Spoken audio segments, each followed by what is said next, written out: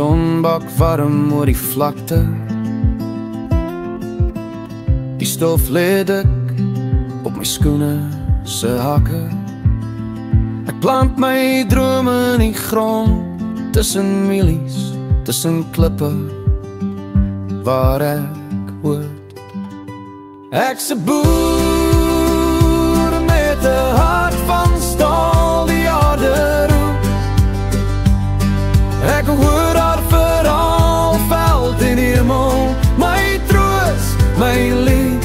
Ek leef, ek werk, ek gee, ek bid.